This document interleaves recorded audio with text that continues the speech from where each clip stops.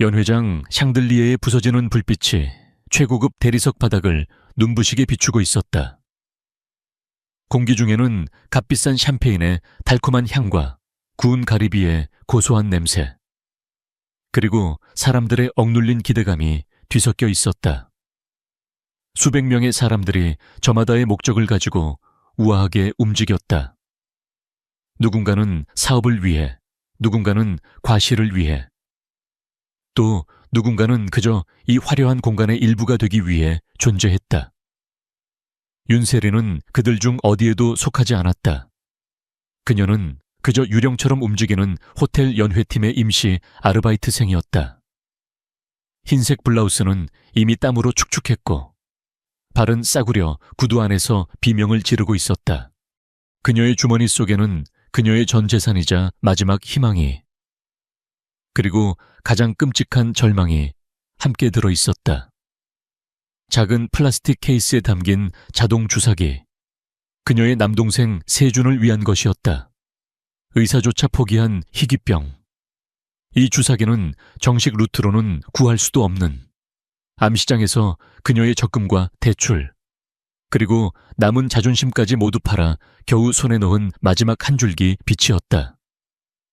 세리는 냅킨을 나르면서도 무의식적으로 주머니를 매만졌다. 이 차가운 플라스틱의 감촉만이 그녀가 아직 이 잔인한 현실을 버티고 있다는 증거였다. 그때였다. 웅성거림이 파도처럼 밀려왔다. 바이올린 선율이 찢어지는 소리와 함께 누군가 강태준 회장님이라고 외치는 비명이 들렸다. 연 회장의 모든 시선이 중앙무대 근처로 쏠렸다. 대한민국 재계를 이끄는 JH그룹의 젊은 총수 강태준. 그는 방금 전까지도 얼음 조각처럼 무표정하게 연설을 듣고 있었다. 그런 그가 지금 무대 앞 카펫 위에 쓰러져 있었다. 사람들은 당황했지만 감히 그에게 접근하지 못했다.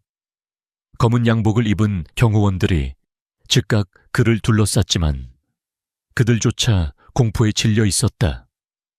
강태준의 얼굴은 무섭도록 창백해지다 못해 이내 보랏빛으로 변해가고 있었다. 세리는 그 광경을 보는 순간 숨이 멎었다. 머릿속이 하얗게 비어버렸다.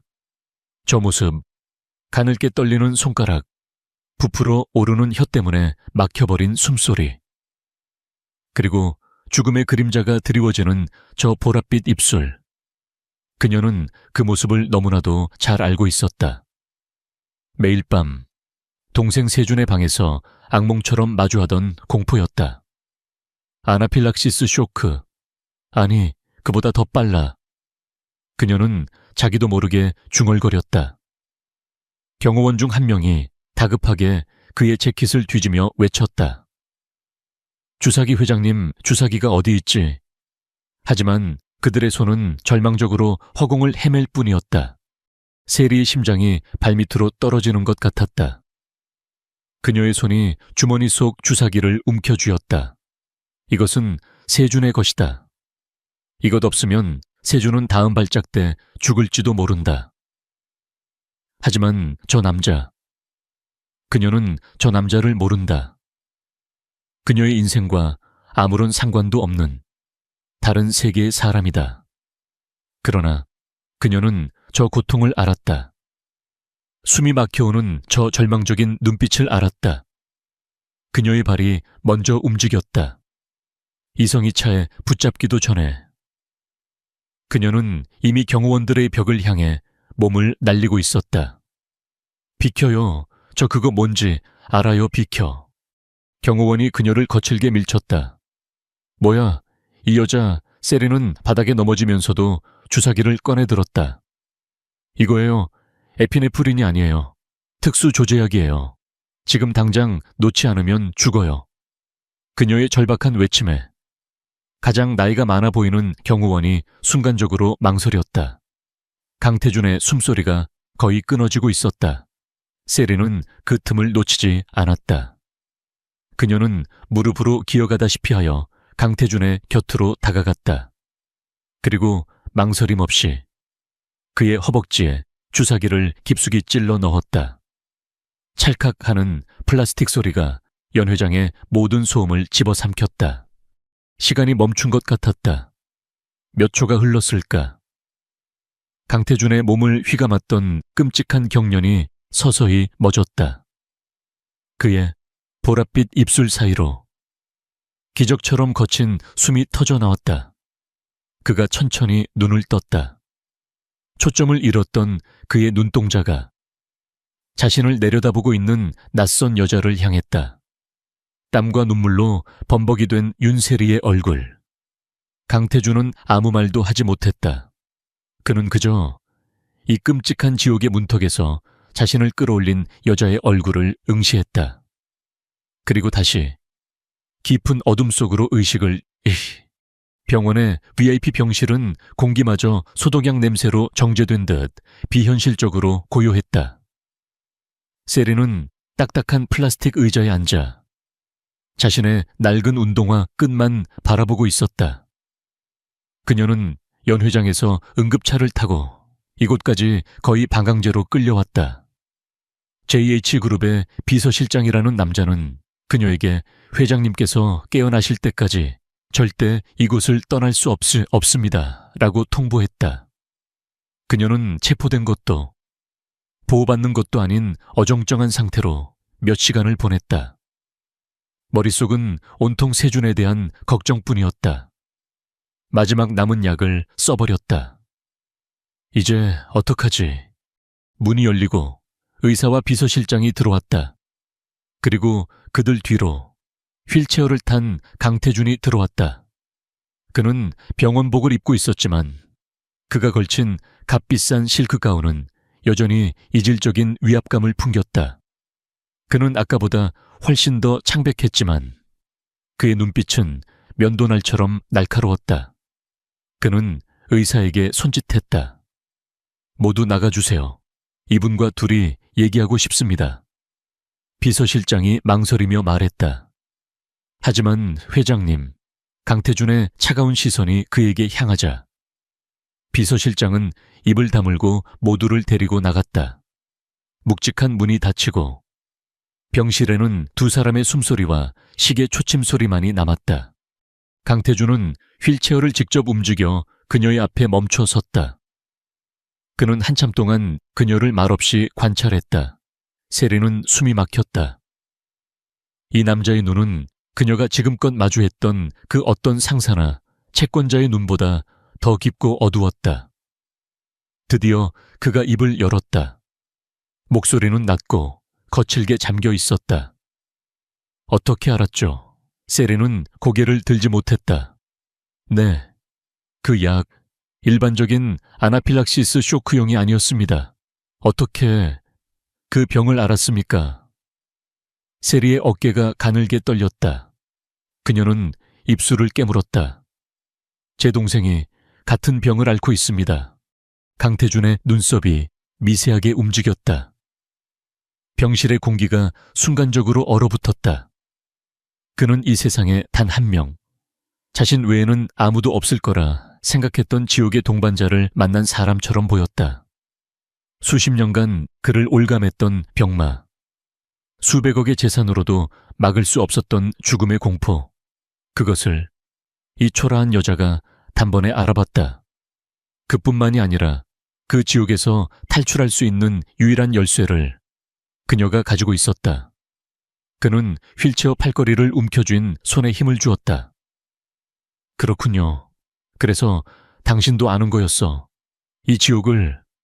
그는 잠시 숨을 골랐다. 그의 눈빛이 절박함으로 흔들리고 있었다. 이것은 연민이나 감사가 아니었다. 그것은 물에 빠진 사람이 지푸라기라도 잡으려는 본능적인 갈망이었다. 내 곁에 있어 줘요. 세리는 자신의 귀를 의심하며 고개를 들었다. 무슨 말씀이신지. 그 약, 당신이 필요합니다. 이 지옥을 아는 사람이, 날 살릴 수 있는 사람이. 강태준은 거칠게 숨을 내쉬었다. 그는 평생 누군가에게 부탁이라는 것을 해본 적이 없는 사람처럼 서툴렀다. 그는 그녀의 흔들리는 눈동자를 보며 그녀가 도망칠까봐 두려워하는 아이처럼 다급하게 말을 이었다. 당신 동생, 그리고 당신의 빚, 내가 다 해결해 주겠습니다. 얼마가 필요하든 상관없어요.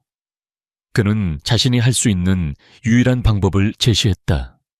돈. 그것이 그가 세상을 움직이는 방식이었다. 세리는 혼란스러웠다. 이 남자는 지금 무슨 말을 하는 거지? 저는 그런 걸 바란 게 결혼해줘요. 강태준이 그녀의 말을 잘랐다. 세리의 눈이 커졌다. 네, 법적으로, 서류상으로 내 아내가 되어줘요. 그래서 아무도 감히 당신을 내게서 떼어놓지 못하게 내 곁에 그냥 있어만 줘요. 제발, 결혼해줘요. 그 말은 소독약 냄새가 밴 병실의 공기 속에 박제된 나비처럼 떠다녔다. 윤세리는 자신이 잘못 들었기를 바랐다. 아니, 어쩌면 약물에 취한 남자의 헛소리거나 이 모든 것이 지독한 피로가 만들어낸 악몽이기를 바랐다. 그녀는 고개를 저었다. 낡은 운동화 끝이 시야에서 흐려졌다. 무슨 말씀이신지 이해할 수 없습니다. 저는 그저 응급처치를 했을 뿐입니다. 보상을 바라신다면. 그녀의 목소리는 스스로 듣기에도 형편없이 떨리고 있었다. 강태준은 그런 그녀를 가만히 응시했다. 그의 눈에는 어떤 욕망이나 조롱도 담겨 있지 않았다.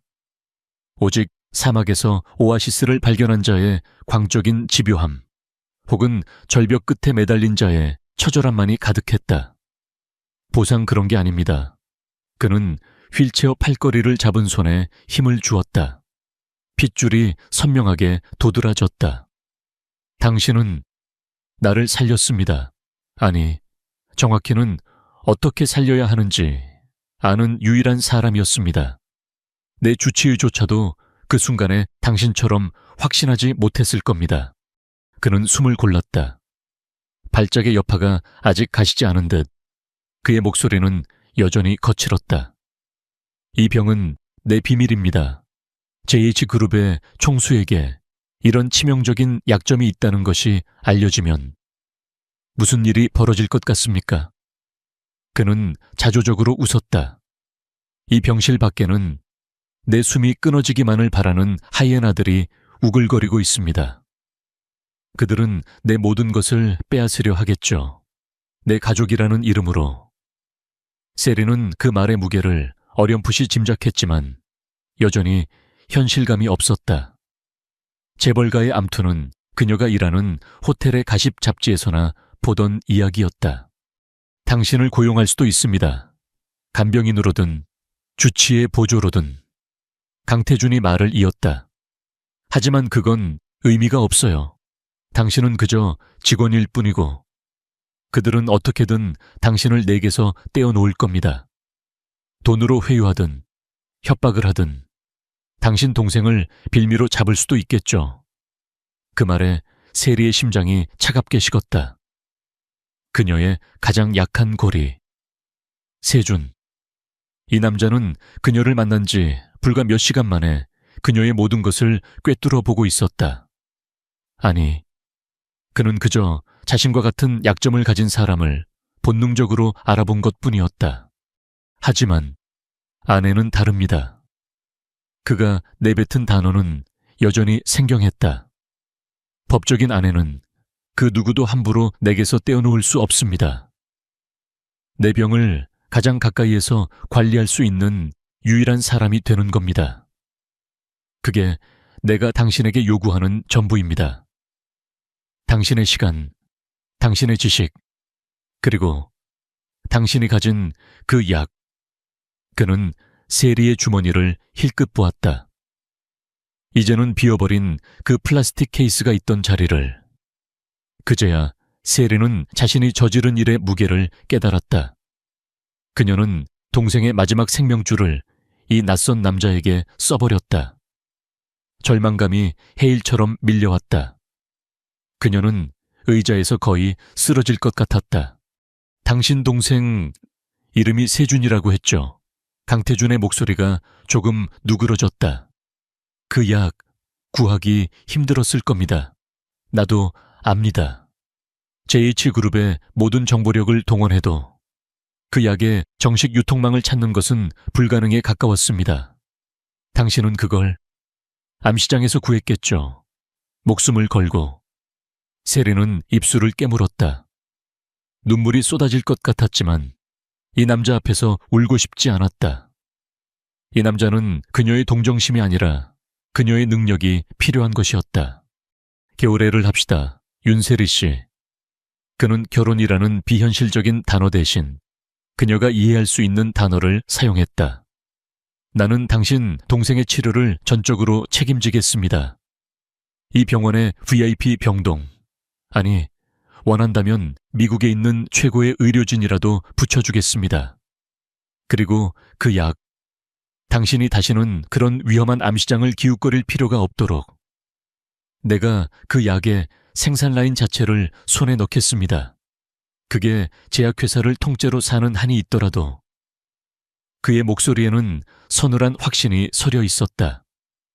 그것은 돈 많은 자의 허세가 아니라 실제로 그것을 해낼 수 있는 자의 냉혹한 약속이었다.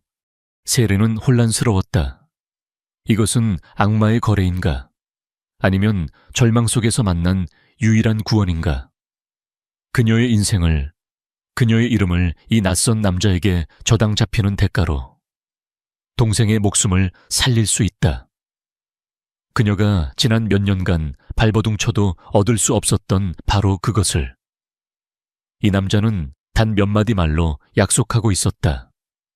그녀의 빚, 그녀의 절망적인 현실, 이 모든 것을 끝낼 수 있는 기회. 그녀는 강태준을 바라보았다. 그는 여전히 창백했고 여전히 절박해 보였다.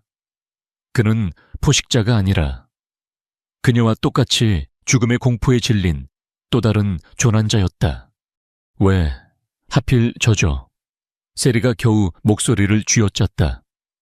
그 약을 구할 수 있다면 다른 사람을, 전문 의료진을, 그들은 모르니까. 강태준이 즉각 대답했다. 그들은 이 병을 데이터로 봅니다. 하지만 당신은 아니었어.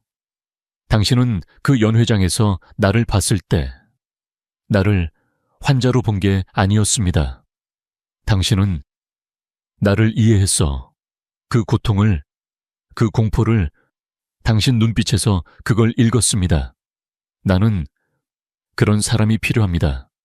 내 마지막 순간일지도 모르는 그 순간에 내 손을 잡아줄 기계가 아니라 사람. 그의 고백은 서툴렀지만 그 어떤 말보다도 절실하게 세리의 가슴을 파고들었다. 그는 세상 모든 것을 가졌지만 정작 자신과 같은 고통을 이해해줄 단 한 사람이 없어서 죽어가고 있었다. 세리는 자신을 돌아보았다. 그녀는 아무것도 가지지 못했지만 바로 그 고통을 이해한다는 이유 하나만으로 이 남자의 모든 것을 좌우할 수 있는 열쇠를 쥐게 되었다. 아이러니한 운명이었다. 그녀는 천천히 눈을 감았다. 세준의 창백한 얼굴이 떠올랐다. 제 동생 정말로 살릴 수 있습니까? 그녀의 목소리는 물에 젖은 솜처럼 무거웠다. 그것은 질문이라기보다는 마지막 확인이었다. 그녀가 이 거래에 내놓을 수 있는 모든 것을 건 도박이었다. 강태준은 그녀의 망설임을, 그녀의 고통을, 그리고 그녀의 결심을 읽었다. 그는 더 이상 그녀를 설득하려 하지 않았다. 대신 그는 비서실장에게 연결된 인터폰 버튼을 눌렀다. 김 비서, 지금 당장 VIP 병동 특실을 준비해. 그리고 신경외과 장 박사님께 윤세준 환자 이송 준비하라고 연락해. 오늘 밤 안에. 그는 수화기를 내려놓고 세리를 바라보았다. 그의 눈빛은 흔들림 없었다. 나는 약속합니다. 강태준의 전화 한 통은 윤세리의 지난 5년을 무의미하게 만들었다. 그녀가 잠을 쪼개고 끼니를 걸으며 수백 번의 모욕을 견뎌내며 벌었던 돈, 그 모든 노력으로도 감당할 수 없었던 없었던 동생의 병원비를 저 남자는 단 몇 분 만에 처리해버렸다. 그것도 이 나라 최고의 병원, 최고의 의료진으로. 세리는 의자 등받이에 무너지듯 기댔다. 현실감이 없었다. 거대한 기계장치에 톱니바퀴 사이에 낀 먼지 한 톨이 된 기분이었다. 그녀의 절망과 희망, 그 모든 것이 이 남자의 손짓 하나에 달려 있었다. 강태준은 인터폰을 내려놓고 다시 세리를 바라보았다. 그의 얼굴에는 발작의 고통이 아닌 깊은 피로감이 서려 있었다. 이제 당신이 망설일 이유가 사라졌습니까? 그의 질문은 확인이었지만 세리에게는 심판처럼 들렸다. 그녀는 이미 이 거래에 가장 큰 수혜를 받아버렸다. 세준이 안전해졌다. 이제 그녀가 값을 치를 차례였다. 왜? 결혼이어야 하죠. 그녀가 쉰 목소리로 물었다. 비서로도 간호사로도 곁에 둘 수 있습니다. 말씀하신 대로 법적인 보호가 필요하다면 다른 방법은 없습니다. 강태준이 그녀의 말을 잘랐다. 그의 목소리는 차가웠지만 그 안에는 설명하기 힘든 절박함이 배어 있었다. 윤세리 씨, 당신은 나를 살렸지만 동시에 나의 가장 치명적인 약점을 목격했습니다. 당신은 내가 언제, 어떻게 죽을 수 있는지 아는 유일한 외부인입니다. 그는 휠체어를 창가로 돌렸다. 통유리 밖으로 서울의 야경이 보석처럼 펼쳐져 있었지만 그의 눈에는 그저 공허한 불빛일 뿐이었다. JH그룹은 거대하지만 그만큼 위태로운 성입니다. 특히 지금처럼 주인이 약해 보일 때는. 그는 잠시 침묵했다. 자신을 지탱해온 자존심과 생존을 위한 본능이 충돌하는 듯했다. 제게는 저를 이 자리에서 끌어내리고 싶어 하는 숙부가 있습니다. 강민혁 부회장. 그는 제 아버지가 돌아가신 후부터 호시탐탐 저의 약점을 노려왔습니다. 그리고 이 병은 그에게는 더할 나위 없는 무기죠. 그는 이사회를 소집해 저를 업무 수행 불가능 상태로 몰아가려 하고 있습니다. 그의 목소리는 낮게 가라앉았다. 이것은 남에게, 그것도 처음 보는 여자에게 할 수 있는 종류의 고백이 아니었다. 하지만 그는 선택지가 없었다. 그들은 제게 정략 결혼을 강요하고 있습니다. 반도건설 오수진 전무와 기업 간의 결합이자 사실상 저를 감시하고 통제하겠다는 뜻입니다. 그들은 나를 보호한다는 명분으로 내 모든 것을 빼앗으려 합니다. 내가 그 결혼을 받아들이는 순간 나는 껍데기만 남은 회장이 되겠죠. 세리는 그제야 이 남자가 내민 결혼이라는 카드의 의미를 깨달았다. 그것은 그녀를 향한 제안이 아니라 그가 가진 유일한 방어막이자 방역의 카드였다. 그는 다른 결혼을 막기 위해 또 다른 결혼이 필요했던 것이다. 당신이 내 아내가 되면 모든 것이 달라집니다. 강태준이 다시 그녀를 바라보았다. 그의 눈은 어둠 속에서 타오르는 불꽃처럼 이글거렸다. 그들은 감히 내 아내를, 그것도 내 생명의 은인인 아내를 함부로 대하지 못할 겁니다. 당신은 내 가장 가까운 곳에서 법적인 보호를 받으며 나를 지킬 수 있습니다. 그리고 나는 당신이라는 방패 뒤에서 방역을 준비할 겁니다. 이게 내가 당신에게 원하는 역할입니다. 단순한 간병인이 아닌 나의 유일한 동맹이 되어 달라는 겁니다. 동맹. 그 거창한 단어는 세리의 삶과는 너무나도 거리가 멀었다. 그녀는 그저 하루하루를 버티는 생존자일 뿐이었다. 저는 그런 거창한 일은 할 수 없습니다. 저는 그저 간호조무사 자격증을 준비하던 평범한 사람입니다. 나도 평범한 사람이 필요합니다. 강태준이 말했다.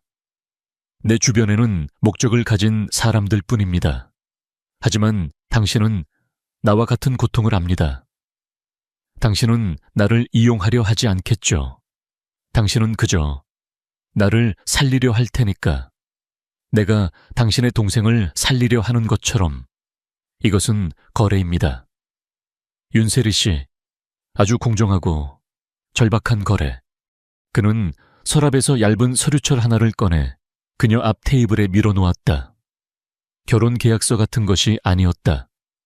그것은 비밀 유지 서약서와 몇 장의 백지 위임장이었다. 우리의 결혼은 1년간 유지됩니다. 1년 후 내 자리가 안정되고 이 병의 근본적인 치료법을 찾게 되면 우리는 깨끗하게 이혼할 겁니다. 위자료는 당신이 원하는 만큼 요구해도 좋습니다. 아니, 이미 당신은 가장 큰 것을 받았군요. 그는 동생의 병실을 암시했다. 세리는 그 말에 어떤 모욕감도 느끼지 못했다. 그것은 사실이었으니까. 세리는 펜을 들었다. 펜이 손에서 미끄러질 것처럼 떨렸다. 그녀는 자신의 이름을 적었다. 윤세리. 이 이름을 쓰는 순간 그녀의 과거 인생이 끝나는 것만 같았다. 그녀는 이제 더 이상 호텔 아르바이트생 윤세리가 아니었다. 그녀는 JH그룹 강태준 회장의 아내. 그의 생명을 담보로 잡힌 그림자가 될 터였다. 한 가지 조건이 있습니다. 그녀가 작은 목소리로 말했다. 강태준은 그녀를 묵묵히 바라보았다. 제 동생 세준이는 이 사실을 몰랐으면 합니다. 그냥 운이 좋게 병원에서 후원을 받게 되었다고는 그렇게만 알았으면 좋겠습니다. 강태준의 표정에 처음으로 의외라는 빛이 스쳤다. 그는 그녀가 더 많은 돈이나 더 확고한 법적 보장을 요구할 것이라 생각했다. 하지만 그녀는 자신에게 주어진 유일한 무기인 동생의 병을 오직 동생의 마음을 지키는 데 사용했다. 그는 이 거래가 생각보다 복잡해질 수도 있음을 직감했다. 그는 천천히 고개를 끄덕였다. 그렇게 하죠. 김 비서에게 철저히 지시하겠습니다. 세준 씨는 아무것도 모르게 될 겁니다. 세리는 마지막으로 자신의 이름을 적고 펜을 내려놓았다. 계약은 성립되었다. 병실 문이 열리고 김 비서가 들어왔다. 그는 세리의 서명을 확인하고는 아무 말 없이 그녀에게 고개를 숙였다. 사모님, 거처를 준비해 두었습니다. 회장님께서 퇴원하시는 대로 그곳으로 모시겠습니다. 사모님이라는 호칭은 귀에 박힌 가시처럼 고통스러웠다. 세리는 자리에서 일어났다. 강태준은 그녀를 부르지 않았다. 그는 다시 창밖을 바라보고 있었다. 그녀는 그가 자신에게 고마워하는지 아니면 자신을 이용하는 이 상황을 경멸하는지 알 수 없었다. 그녀는 그저 세준이 있는 병동을 향해 무거운 발걸음을 옮겼다. 그녀의 진짜 지옥은 어쩌면 지금부터 시작이었다. 윤세리는 병원을 떠났지만 자신이 살던 옥탑방으로 돌아가지 못했다. 김 비서는 그녀의 동생이 VIP 병동으로 안전하게 이송되었음을 확인시켜준 후 그녀를 검은색 세단으로 안내했다.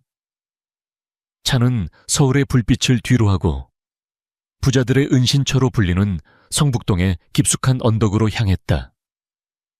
그녀가 도착한 곳은 병원 VIP 병실과는 또 다른 종류의 위압감을 풍기는 거대한 저택이었다. 밖에서 보기에는 고풍스러운 담벼락이었지만 안으로 들어서자 현대적인 감각으로 재해석된 차갑고 거대한 요새가 나타났다. 그녀가 짐이라고 부를 만한 것은 낡은 에코백 하나가 전부였다. 김 비서는 그녀를 거대한 드레스룸으로 안내했다. 이미 수십 벌의 옷과 구두, 가방들이 그녀를 위해 준비되어 있었다.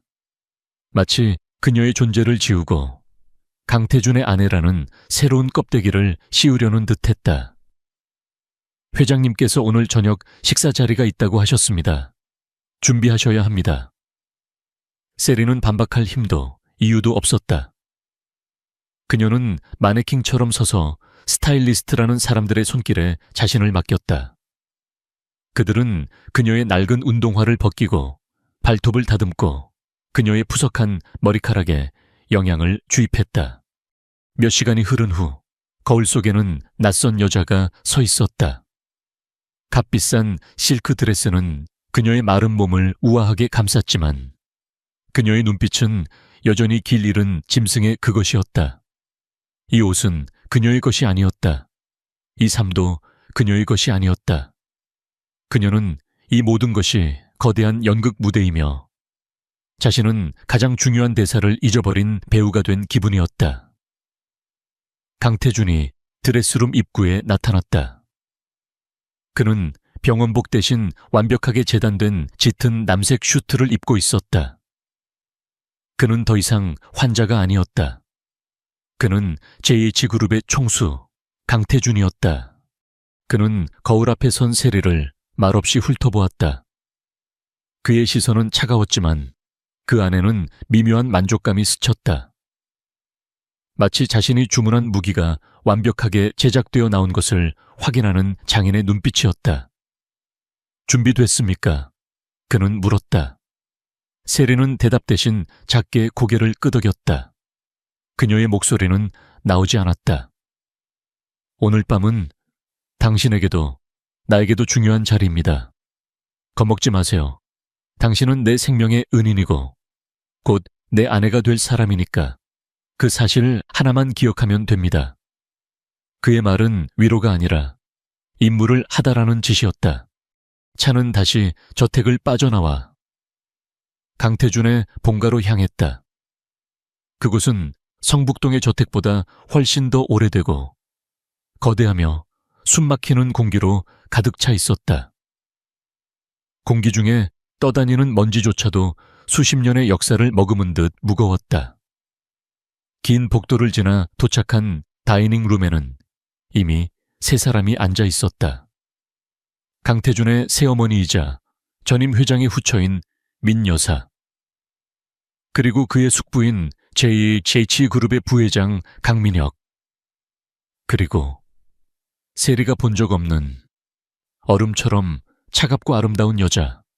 강태준이 의자를 빼는 소리에 모든 시선이 그와 그가 데리고 온 낯선 여자 세리에게로 향했다. 민 여사의 얼굴은 노골적인 불쾌감으로 굳어졌다. 강민혁 부회장은 흥미롭다는 듯, 그러나 그 속내를 알 수 없는 미소를 지으며 그들을 바라보았다. 강태준은 태연하게 세리의 의자를 빼주었다. 소개가 늦었습니다. 제 생명의 은인이자 저와 결혼할 사람입니다. 윤세리 씨. 그 한마디는 잘 차려진 식탁 위에 떨어진 폭탄과도 같았다. 민 여사가 들고 있던 와인잔을 거칠게 내려놓았다. 태준아, 지금 이게 무슨 무례한... 하지만 민 여사의 말을 가로막은 것은 그 낯선 여자였다. 그녀는 천천히 자리에서 일어섰다. 그녀의 눈빛은 세리가 아닌 오직 강태준만을 향해 있었다. 태준 씨, 이게 무슨 뜻이죠? 그녀의 목소리는 분노로 떨리고 있었지만 애써 침착함을 유지하려 했다. 오수진 전무 반도건설과의 약혼은 없던 일로 하겠습니다. 강태준의 목소리는 얼음장처럼 차가웠다. 그제야 세리는 이 여자가 바로 강태준이 말했던 그 정략 결혼의 상대방 오수진이라는 것을 깨달았다. 오수진의 완벽하게 관리된 얼굴이 모욕감으로 일그러졌다. 그녀의 시선이 드디어 세리에게로 향했다. 그것은 경멸이나 분노를 넘어선 마치 벌레를 보는 듯한 차가운 시선이었다. 당신 설마 이 여자 때문에 연회장에서 소란을 피웠던 그 여자 지금 제정신이에요. 강태준 씨, 그녀의 목소리가 날카로워졌다. 세리는 숨을 쉴 수가 없었다. 이 방 안에 모든 사람들이 그녀를 해부하듯 뜯어보고 있었다. 그녀는 도망치고 싶었다. 이 모든 것을 버리고 세준이 있는 병실로 달려가고 싶었다. 그녀가 저도 모르게 의자에서 몸을 뒤로 물리려던 순간이었다. 테이블 아래로 강태준의 손이 뻗어와 그녀의 손목을 강하게 움켜쥐었다.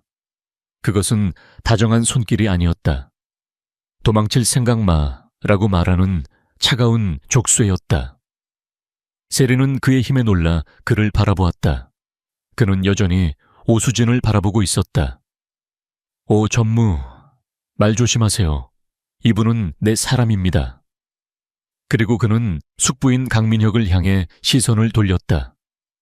강민혁은 여전히 알 수 없는 미소를 짓고 있었다. 숙부님, 제가 쓰러졌을 때 이사회를 소집하려 하셨다고 들었습니다. 제 건강이 그렇게 걱정되셨습니까? 강민혁의 미소가 처음으로 옅어졌다. 조카의 건강을 걱정하는 것이야. 당연하지. 그런데 이렇게 중요한 결정을 몸도 회복되지 않은 상태에서 하는 것은 아닌 것 같구나. 이 아가씨는 대체 누구지 근본도 모르는 근본이요. 강태준이 그의 말을 끊었다. 제 목숨을 구한 것보다 더 확실한 근본이 있습니까? 저는 죽음의 문턱에서 이 사람 덕분에 돌아왔습니다. 숙부님께는 유감스러운 소식일지도 모르겠습니다만 그 말에는 서늘한 도끼가 서려 있었다. 강민혁의 얼굴이 굳어졌다. 그날의 저녁 식사는 지옥과도 같았다. 세리는 자신이 무엇을 먹었는지, 무슨 대화가 오갔는지 기억할 수 없었다. 그녀는 그저 강태준이 손목을 놓아주기만을 바랐다. 오수진은 결국 자리를 박차고 나갔고 민 여사는 내내 차가운 침묵을 지켰다. 강민형만이 가끔씩 세리에게 독이 든 꿀 같은 질문을 던졌다. 그래서 세리 아가씨는 우리 태준이의 어디가 마음에 들어서 결혼을 결심했나? 돈 아니면 권력, 세리는 아무 대답도 하지 못했다. 그녀가 입을 여는 순간 모든 것이 무너질 것 같았다. 저택으로 돌아오는 차 안. 세리는 창밖만 바라보았다. 손목에는 여전히 그의 소나기 자국이 붉게 남아 있었다. 왜 저를 그 자리에 데려가신 거죠? 그녀가 겨우 물었다. 그들에게 저를 보여줄 필요가 있었습니까? 강태준은 넥타이를 거칠게 풀어헤치며 대답했다. 방패는 숨겨두라고 있는 게 아닙니다. 윤세리 씨, 적의 공격을 막아내라고 있는 거죠. 오늘 당신은 아주 훌륭하게 첫 번째 공격을 막아냈습니다. 그는 그녀를 칭찬하고 있었지만 세리는 등골이 오싹해졌다. 그녀는 깨달았다. 자신은 그의 아내가 될 사람이 아니라 그의 전쟁터에서 가장 앞에 세워진 인간 방패였다. 강태준의 성북동 저택에서의 삶은 윤세리가 상상했던 그 어떤 재벌가의 삶과도 달랐다. 화려한 파티도 사치스러운 쇼핑도 없었다. 그곳은 거대하고 고요하며 모든 것이 완벽하게 통제되는 살얼음판 같은 공간이었다. 그녀는 이 집의 아내가 아니라 가장 값비싸고 비밀스러운 손님처럼 취급받았다. 아침에 눈을 뜨면 모든 것이 준비되어 있었지만 그 어떤 것에도 그녀의 손길이나 취향이 묻어있지 않았다. 그녀는 이 거대한 집의 유령이었다. 그녀에게 허락된 유일한 외출은 동생 세준이 입원한 병원을 방문하는 것이었다. 세준은 JH그룹의 전폭적인 지원해 이 병원 최고의 의료진에게 집중 치료를 받고 있었다. 세리가 병실 문을 열고 들어설 때마다 세준은 예전보다 훨씬 혈색이 좋아진 얼굴로 그녀를 맞았다. 누나, 오늘은 안 와도 된다니까. 나봐, 이제 팔에 근육도 붙는 것 같아. 세준은 그녀가 어떻게 이런 기적을 이뤄냈는지 묻지 않았다. 그는 그저 이 행운을 순수하게 기뻐했고 그것이 세리의 가슴을 더욱 무겁게 짓눌렀다. 누나, 근데 그 JH그룹이라는 데서 왜 나한테까지 이렇게 잘해주는 거야? 누나가 거기서 무슨 대단한 일이라도 하는 거야? 세준의 순진한 질문에 세리는 애써 미소 지었다. 응, 그냥 회장님이 좋은 분이셔.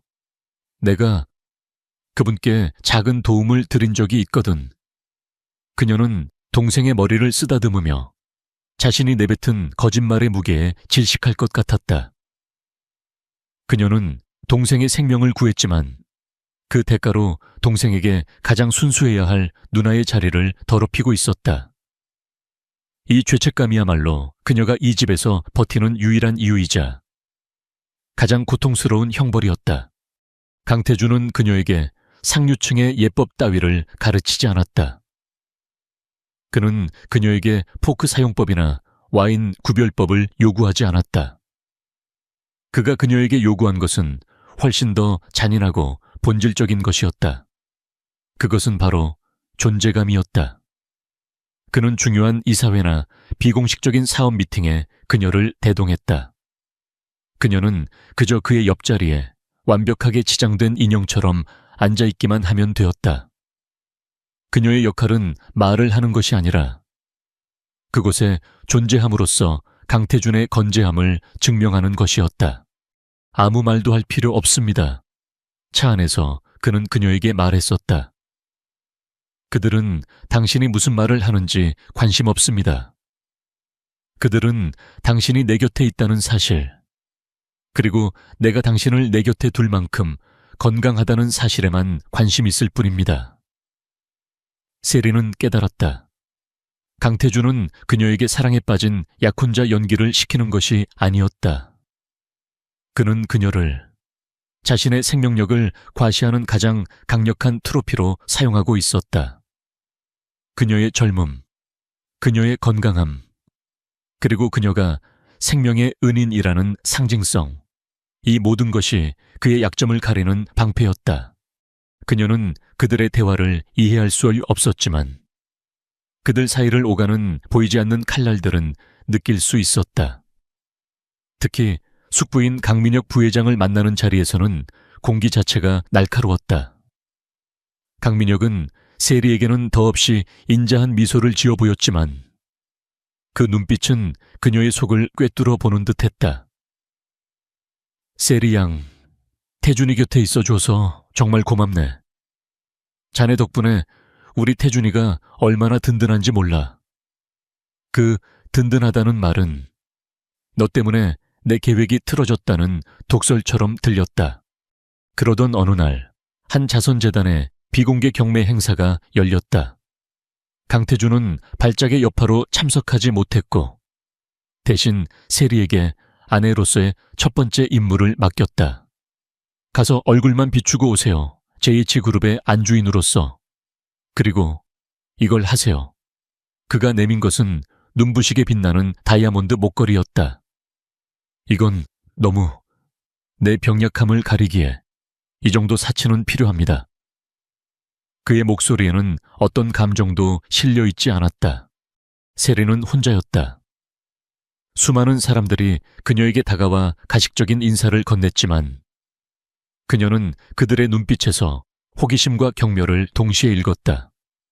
그녀는 자신이 마치 동물원의 희귀 동물이 된 것 같았다.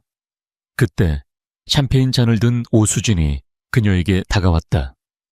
그녀는 그날의 분노는 온데간데 없이 완벽한 미소를 짓고 있었다. 윤세리 씨, 혼자 오셨나 봐요. 태준 씨는 또 편찮으신가 보죠. 그 말은 걱정이 아니라 확신에 찬 조롱이었다. 세리는 대답하지 않고 고개만 숙였다.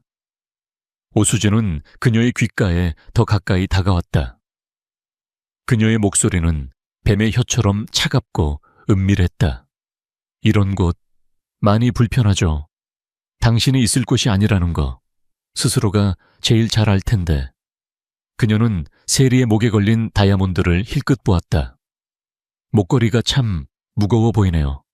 생명을 담보로 잡힌 대가치고는 꽤 화려하고, 하지만 알아요. 당신이 아무리 비싼 걸 걸쳐도 우리 눈에는 당신이 뭘로 보이는지. 세리가 고개를 들자 오수진은 입꼬리를 비틀어 웃었다. 당신은 그냥 걸어다니는 약 주머니일 뿐이에요. 태준 씨가 언제 쓰러질지 몰라 대기하는. 그는 당신을 보는 게 아니에요. 그는 당신 주머니 속에 있을 그 주사기를 보고 있는 거지. 그 약효가 다하면 당신도 버려질 거예요. 나처럼. 그 독설은 세리의 심장을 정통으로 꿰뚫었다. 그녀가 애써 외면하려 했던 진실. 그녀가 강태준에게 어떤 의미인지 적나라하게 드러났다. 세리는 더 이상 그 자리에 서 있을 수 없었다. 그녀는 경매장을 도망치듯 빠져나왔다. 그녀는 저택으로 돌아왔지만 그 거대한 집은 그녀를 위로해주지 못했다. 그녀는 처음으로 이 모든 것을 후회했다. 동생을 살린 것은 기뻤지만 그 대가로 자신의 영혼이 이렇게까지 짓밟혀야 하는지는 몰랐다. 밤늦도록 잠 못 이루고 거실에 앉아있던 그녀는 서재에서 희미하게 새어나오는 빛을 발견했다. 그리고 가늘게 새어나오는 고통스러운 신음소리를. 그녀는 조심스럽게 서재 문을 열었다. 강태준이 그곳에 있었다. 그는 소파에 몸을 기댄 채 넥타이를 풀어헤치고 거칠게 숨을 몰아쉬고 있었다. 그는 연 회장에서처럼 심각한 발작 상태는 아니었다. 하지만 그의 얼굴은 창백했고 식은땀이 흘렀다. 그것은 전조 증상이었다.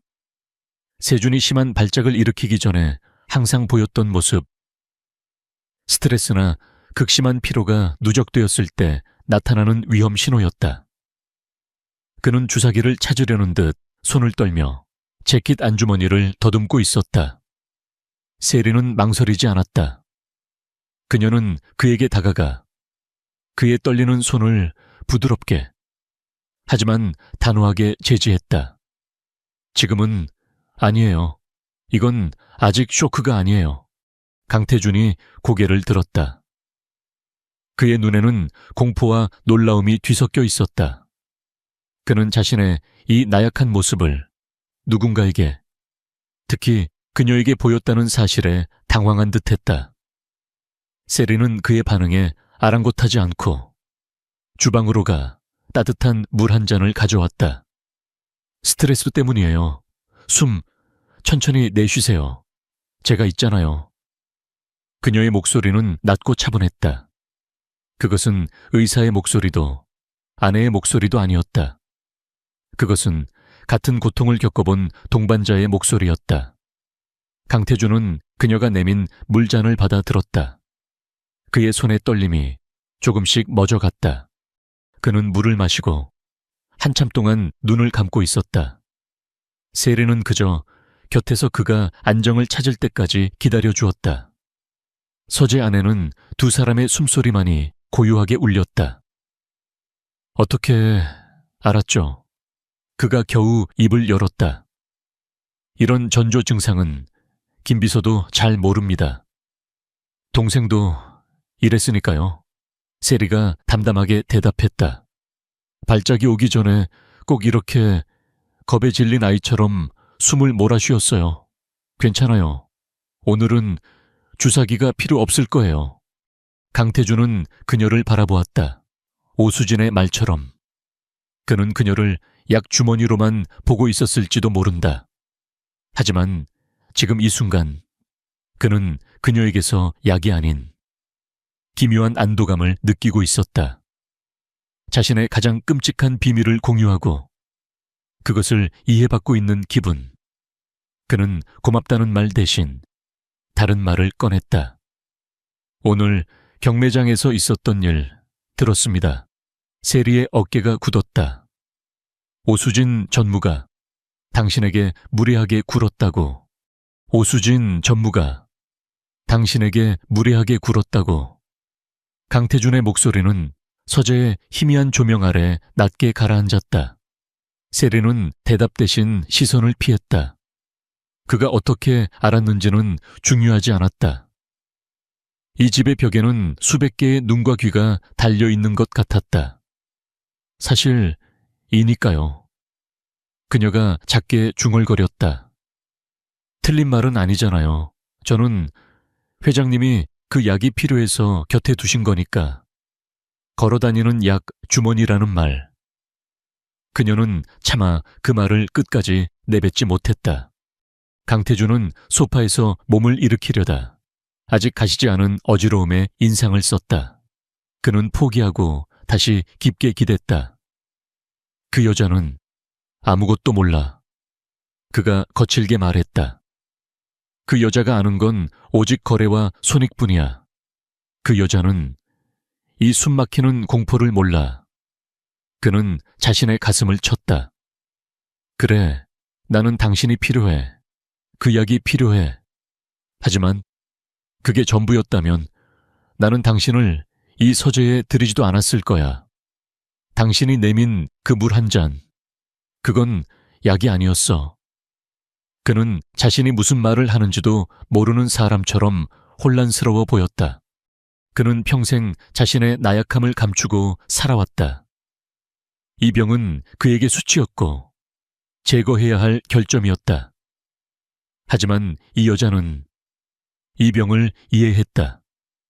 자신의 가장 추악한 공포를 마치 자신의 고통인 것처럼 담담하게 받아들였다. 그는 이 감정이 무엇인지 몰랐다. 고마움인지, 의존인지, 아니면 그저 동병상련인지. 그는 어색하게 헛기침을 했다. 내일 정기 주주총회가 있습니다. 내 자리를 노리는 자들에게는 가장 좋은 사냥터지.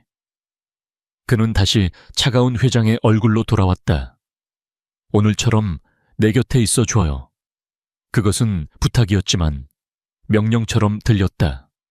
다음 날 JH그룹의 본사 대회의실은 보이지 않는 전쟁터의 긴장감으로 가득 찼다. 세리는 강태준의 지시대로 이사회의 임원들이 앉는 긴 테이블의 가장 끝자리, 비서실장의 옆에 배석했다. 그녀의 역할은 그저 존재하는 것. 강태준의 건강한 아내. 그의 생명의 은인이라는 상징으로 그곳에 앉아있는 것이었다. 그녀는 숨소리조차 내기 힘들었다. 수십 명의 검은 양복을 입은 남자들이 주고받는 시선에는 그녀가 감히 가늠할 수도 없는 거대한 돈과 권력의 무게가 실려 있었다. 강태준은 연단에서 담담하게 분기 실적을 발표하고 있었다. 그는 어젯밤의 환자라고는 믿을 수 없을 만큼 완벽해 보였다. 목소리는 흔들림 없었고 제스처는 자신감이 넘쳤다. 세리는 그가 이 자리를 지키기 위해 얼마나 필사적으로 자신을 위장하고 있는지 알기에 손바닥에 땀이 찼다. 강민혁 부회장이 맞은편에서 그를 지켜보고 있었다.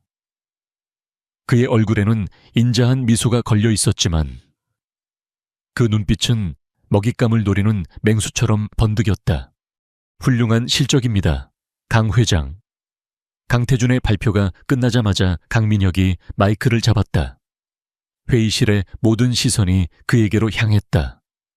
서류상으로는 더할 나위 없이 완벽하군요.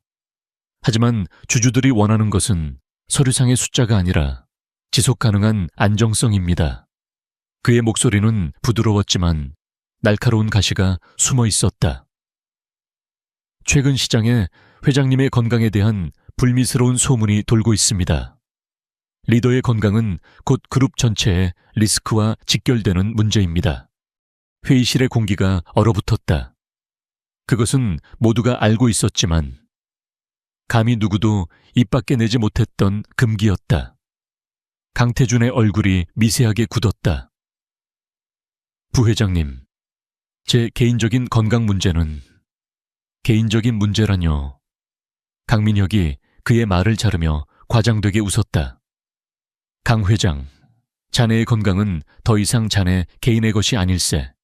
이 거대한 JH그룹의 운명이 자네 어깨에 달려있는데 어떻게 그게 개인적인 문제일 수 있나? 이 자리에서 확실하게 답해주게. 자네가 앞으로 10년, 20년 이 그룹을 안정적으로 이끌어갈 체력이 되는가? 그것은 질문이 아니었다. 공개적인 처형이었다. 강민혁은 강태준이 이 병에 대해 그렇다고 인정할 수도 아니다라고 부인할 수도 없다는 것을 정확히 알고 있었다. 세리는 보았다. 강태준이 연단을 잡은 손이 하얗게 변해가는 것을, 그의 이마에 식은땀이 배어 나오는 것을, 그리고 그의 호흡이 미세하게 가빠지기 시작하는 것을, 어젯밤 서재에서 보았던 그 끔찍한 전조 증상이었다. 극심한 스트레스가 그의 몸을 공격하기 시작한 것이다. 강태준은 입을 열려 했지만 목소리가 제대로 나오지 않았다. 숨이 막혔다. 저는 그는 말을 잇지 못하고 거칠게 숨을 들이마셨다. 회의실이 술렁이기 시작했다. 강민혁의 입꼬리가 승리감에 차 올라갔다. 바로 그때였다. 잠깐 정적을 깨고 가장 끝자리에 앉아있던 세리가 일어섰다. 모든 시선이 그녀에게로 향했다. 김비서가 당황하며 그녀의 팔을 잡았다. 사모님, 지금은 비켜요. 세리의 목소리는 작았지만 얼음장처럼 단호했다. 그녀는 주주들의 놀란 시선을 뚫고 연단을 향해 걸어갔다. 구두 소리가 회의실 전체에 울려 퍼졌다. 그녀는 지금 자신이 무슨 짓을 하고 있는지 알았다. 그녀가 이 선을 넘는 순간 강태준이 필사적으로 지키려 했던 모든 것이 무너질 터였다. 하지만 그녀는 멈출 수 없었다. 저 남자가 죽어가고 있었다. 그녀는 연단에 도착했다. 강태준은 이미 제대로 서 있지도 못하고 연단에 기댄 채 숨을 몰아쉬고 있었다. 그의 눈은 공포와 그녀가 자신의 비밀을 폭로할 것이라는 절망감으로 흔들리고 있었다. 그녀는 그와 눈을 맞췄다. 그리고 속삭였다. 괜찮아요. 괜찮아요. 그녀는 망설임 없이 자신의 작은 클러치백에서 자동 주사기를 꺼냈다. 강민혁이 경악하며 외쳤다. 지금 저 여자 뭐 하는 거야? 세리는 그의 슈트 재킷을 젖히고 셔츠 위로 그의 심장 근처 갈비뼈 사이에 주사기를 망설임 없이 찔러 넣었다. 연 회장에서처럼 허벅지가 아니었다. 지금은 1초가 급했다. 찰칵 하는 소리가 마이크를 통해 회의실 전체에 울려 퍼졌다. 강태준의 몸이 크게 휘청거렸다. 세리가 그를 부축하지 않았다면 그는 그대로 바닥에 쓰러졌을 것이다. 몇 초간의 정적. 강태준이 격렬하게 기침을 하며 숨을 토해냈다. 회의실은 아수라장이 되었다. 주주들은 경악했고 강민혁은 자신이 계획한 것 이상의 결과에 당황한 듯 보였다. 강태준의 약점이, 그의 가장 치명적인 비밀이 만천에 공개되었다. 세리는 자신이 돌이킬 수 없는 짓을 저질렀음을 깨달았다. 그녀는 그의 생명을 구했지만 그의 왕좌를 무너뜨렸다. 그녀가 부축했던 손을 놓으려 할 때였다. 강태준이 그녀의 손목을 거칠게 붙잡았다. 그의 손은 땀으로 축축했지만 그 힘은 무서울 정도로 강했다. 그는 아직 숨을 고르며 자신을 경멸하거나 동정하는 시선으로 바라보는 이사들을 노려보았다. 그리고 자신을 파멸시킨 동시에 구원한 여자, 세리를 바라보았다. 그는 그녀를 자신의 곁으로 더 끌어당겼다. 가지마. 그는 그녀에게만 들릴 듯 속삭였다. 내 곁에 있어.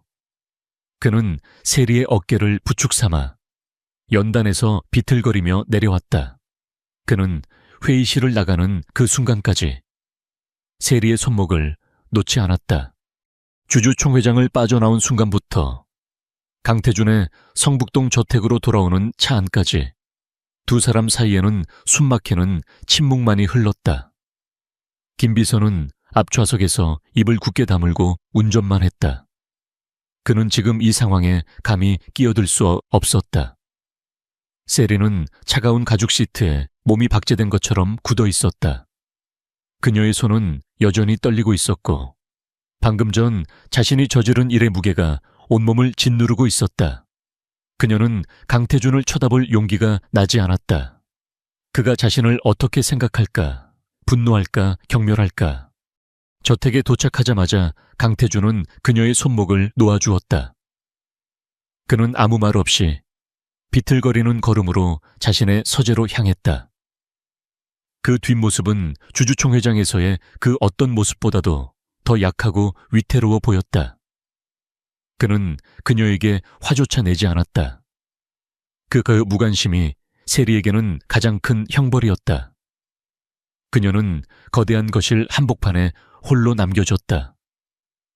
그녀가 구한 것은 그의 육체적 생명이었지만 그녀가 무너뜨린 것은 그가 평생 지켜온 강태준이라는 이름의 성이었다. 그날 오후 세상은 뒤집혔다. 언론은 폭발했다. JH그룹 강태준 회장, 주주총회 중 의식 일허, 긴급 이송, 경영 공백 위기, 강 회장의 건강, 베일 속의 여인이 열쇠 쥐고 있나. 그녀가 주사기를 꽂는 장면이 담긴 흐릿한 사진이 모든 뉴스의 메인을 장식했다. 그녀는 순식간에 신데렐라가 아닌 JH그룹의 가장 큰 리스크이자 요부로 낙인 찍혔다. 강민혁 부회장 측에서 흘린 정보임이 분명했다. 그는 세리가 강태준의 생명을 구한 영웅이 아니라 그의 판단력을 흐리게 만든 위험한 존재임을 부각시켰다. 세리는 자신의 방에 갇혀 창밖만 바라보았다. 그녀는 김 비서를 통해 동생의 병실을 확인했다. 다행히 세주는 이 소란을 전혀 모르고 안정적으로 치료를 받고 있었다. 그것이 그녀가 버틸 수 있는 유일한 이유였다. 며칠이 지났다. 강태준은 서재에서 나오지 않았다. 식사도 그 안에서 해결했고 김 비서 외에는 아무도 들이지 않았다. 이 거대한 저택에서 두 사람은 각자의 감옥에 갇혔다. 세리는 자신이 떠나야 할 때임을 직감했다. 그녀의 존재 자체가 그에게는 독이었다. 그때 낯선 번호로 전화가 걸려왔다. 오수진이었다. 그녀의 목소리는 경매장에서의 날카로움 대신 차가운 사무적인 톤이었다. 잠시 뵐 수 있을까요? 윤세리 씨, 태준 씨 몰래 당신이 지금 이 사태를 수습할 수 있는 유일한 열쇠를 쥐고 있을지도 몰라서요. 그녀의 말에는 기묘한 설득력이 있었다. 세리는 이 모든 것을 끝내야 한다는 생각에 약속 장소로 향했다. 그들은 한적한 호텔 라운지에서 만났다. 오수진은 세리가 주문한 물잔을 바라보며 서류 봉투 하나를 테이블 위에 올려놓았다. 이게 뭔지 알아요? 오수진이 물었다. 그녀는 더 이상 세리를 질투하거나 경멸하지 않았다. 그녀는 마치 복잡한 문제를 해결하려는 비즈니스 파트너처럼 보였다. 세리가 봉투를 열었다. 안에는 그녀가 암시장에서 구했던 그 약, 암나친 X에 대한 임상시험 보고서와 중단 명령서가 들어있었다. 파산한 바이오 벤처, Q1X의 불법 임상 약물, 식약처의 승인도 받지 못한 안정성이 검증되지 않은 독극물이 될 수도 있었던 약이죠. 세리의 피가 차갑게 식었다. 오수진이 어떻게 이걸 당신 동생 윤세준, 그가 이 약의 마지막 비공식 임상 대상자 중 한 명이었더군요. 그리고 당신은 그 연구소의 문 닫는 연구원에게서 마지막 남은 샘플을 받아냈죠. 불법이라는 걸 알면서도. 오수진은 세리의 얼굴을 똑바로 바라보았다. 윤세리 씨, 당신은 주주총회장에서 JH그룹의 회장에게 불법 임상 약물을 주사한 거예요. 이게 만약 잘못됐다면 당신은 지금쯤 살인 미수 혐의로 감옥에 있었을 겁니다. 세리는 숨을 쉴 수 없었다. 왜 이걸 저한테... 왜냐하면 오수진의 목소리가 처음으로 날카로워졌다. 당신 때문에 지금 반도건설까지 피해를 보게 생겼으니까 태준 씨와 내가 약혼했다는 소문이 파다했는데 그가 이런 불법적인 스캔들에 휘말렸어요. 강민혁 부회장이 이 사실을 알면 어떻게 될 것 같아요? 그는 당장 긴급 이사회를 소집해서 태준 씨를 불법 약물에 의존하는 정신적으로 불안정한 리더로 몰아갈 겁니다. 당신이 그에게 완벽한 명분을 쥐어준 거라고요. 오수진의 말은 비수처럼 정확했다. 그녀는 강민혁이 찾고 있던 결정적인 한 방을 그에게 선물한 셈이었다. 뭘 원하시는 거죠? 세리가 떨리는 목소리로 물었다. 떠나요. 오수진이 단호하게 말했다. 태준 씨 곁에서 사라져요. 당신이 그의 곁에 있는 한, 당신은 걸어다니는 시한폭탄이에요. 당신의 존재 자체가 그의 약점이라고요. 당신이 사라지면 이 서류는 내가 덮겠어요. 태준 씨가 불법 약물을 투여받았다는 사실은 오직 우리 둘만의 비밀로 남는 거죠. 이건 태준 씨를 위한 내 마지막 배려예요. 세리는 자신이 할 수 있는 일이 그것밖에 남지 않았음을 깨달았다. 그녀는 오수진의 말이 비록 잔인하지만 모두 사실임을 알았다. 저택으로 돌아온 그녀는 자신이 이곳에 올 때 들고 왔던 낡은 에코백을 꺼냈다. 넣을 짐도 없었다. 그녀가 이곳에 남긴 것은 아무것도 없었으니까. 그녀가 마지막으로 세준에게 작별 인사를 하기 위해 김비서에게 차를 부탁하려던 참이었다. 서재 문이 열리고 며칠 만에 강태준이 모습을 드러냈다. 그는 수척해 보였지만 눈빛은 그 어느 때보다도 맑고 차가웠다. 어디 가려고 합니까? 그가 물었다. 그의 시선은 그녀의 손에 들린 에코백에 꽂혀 있었다. 세리는 고개를 저었다. 떠나야 해요. 저는 회장님께 더 이상 도움이 되지 않아요. 제가 당신을 망쳤어요. 그녀의 목소리는 눈물에 젖어 있었다. 그때 강태준의 손에 들려있던 서류 봉투가 눈에 들어왔다. 오수진이 그녀에게 주었던 것과 똑같은 봉투였다. 오수진이 그에게도 보낸 것이다. 이것 때문에 떠나려는 겁니까? 그가 물었다. 그는 봉투에서 서류를 꺼내 테이블 위에 뿌렸다. 암나친 X, 불법 임상. 윤세준, 그는 이미 모든 것을 알고 있었다. 그는 천천히 그녀에게 다가왔다. 세리는 뒷걸음질 쳤다.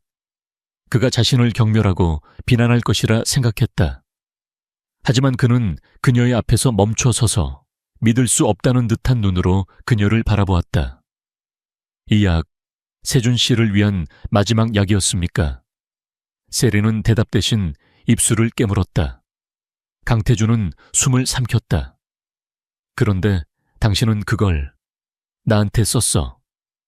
그의 목소리는 분노가 아닌 알 수 없는 충격과 고통으로 잠겨 있었다. 그는 그녀가 돈 때문에 혹은 동생의 치료 때문에 자신을 구했다고 생각했다. 하지만 이 서류는 그녀가 돈이 아니라 자신의 유일한 희망을 포기하며 자신을 살렸다는 것을 증명하고 있었다. 강태준의 목소리는 분노가 아닌 무언가의 세게 얻어맞은 사람의 그것처럼 공허하게 울렸다. 당신 동생을 위한 마지막 약이었는데 그걸 나한테 썼다고. 그것은 질문이 아니었다. 그는 이미 서류를 통해 모든 사실을 확인한 뒤였다. 그는 그녀가 이 거래에 응한 이유가 그녀의 절박함이 오직 동생을 살리기 위한 이기심 때문일 것이라 어렴풋이 짐작하고 어쩌면 그렇게 믿고 싶었는지도 모른다. 그것이 그가 이해할 수 있는 세상의 방식이었으니까. 모든 것에는 대가가 따른다는 지독히도 명료한 거래의 법칙, 윤세례는 그의 반응을 이해할 수 없었다. 그녀는 그가 자신의 불법적인 행위를 감히 JH그룹의 회장에게 검증되지 않은 약물을 주사한 그 무모함을 질책할 것이라 예상했다. 그녀는 이 모든 것이 탄로난 지금 그가 자신을 당장이라도 경찰에 넘기거나 혹은 이 집에서 짐짝처럼 내쫓을 것이라 생각했다. 하지만 그는 전혀 다른 지점에서 무너지고 있었다. 그는 그녀의 죄가 아니라 그녀의 희생에 충격을 받은 듯 보였다. 왜 그랬습니까? 그가 물었다. 목소리는 여전히 잠겨 있었다. 왜 동생을 포기하면서까지 나를 살렸죠? 당신에게 나는 그저 스쳐 지나가는 고용주일 뿐인데. 세리는 고개를 들 수 없었다. 포기한 게 아니었습니다. 그녀의 목소리는 갈라졌다. 그냥 그 순간엔 아무 생각도 할 수 없었어요. 회장님이 연회장에서 쓰러졌을 때, 그리고 주주총 회장에서 그 숨소리, 그녀는 차마 말을 잇지 못했다. 그건 제 동생이 마지막 발작을 일으켰을 때와 똑같았어요. 그 눈, 모든 걸 포기하고 죽음을 받아들이는 그 눈빛을 저는 알아요. 그녀는 에코백을 든 손에 힘을 주었다. 그 약이 세준이의 마지막 희망이었을지도 모르지만 세준이는 아직 제 곁에 있었어요. 하지만 회장님은 그 순간에 제 눈앞에서 죽어가고 있었어요. 저는 그냥 사람을 살려야 한다고만 생각했어요. 의사도 아니고 간호사도 아니지만 그냥 그 고통을 너무 잘 아니까, 그게 얼마나 무섭고 외로운지 아니까. 그녀의 고백은 두서없었지만 그 어떤 논리적인 변명보다도 강태준의 심장을 아프게 파고들었다. 강태준은 한 걸음 뒤로 물러섰다.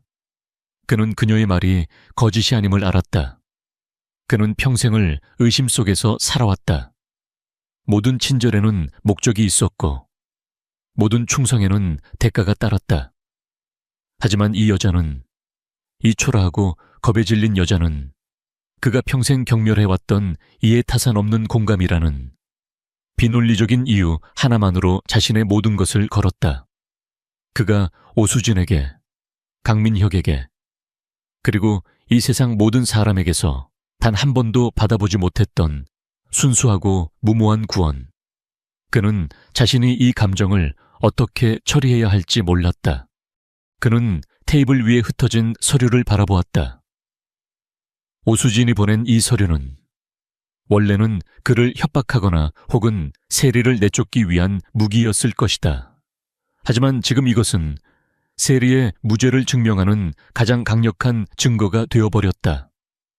그는 오수진이 왜 이토록 세리를 경계했는지 깨달았다. 오수진은 돈이나 권력으로는 결코 가질 수 없는 것을, 세리가 가졌다는 것을 본능적으로 알았던 것이다. 그것은 바로 강태준의 가장 약한 부분을 만질 수 있는 유일한 이해였다. 오수진 전무는 당신더러 떠나라고 했겠죠. 강태준이 담담하게 말했다. 세리가 놀라 고개를 들었다. 당신이 내 곁에 있으면 이 불법 약물 스캔들로 나를 무너뜨릴 수 있으니까. 당신이 나의 가장 큰 약점이 되었으니까. 세리는 아무 말도 하지 못했다. 그것이 사실이었으니까. 그래서 떠나려고 했습니까, 당신 동생을? 이 병원에 남겨두고 당신이 이 모든 진실을 짊어지고 혼자 사라지려고 했어요.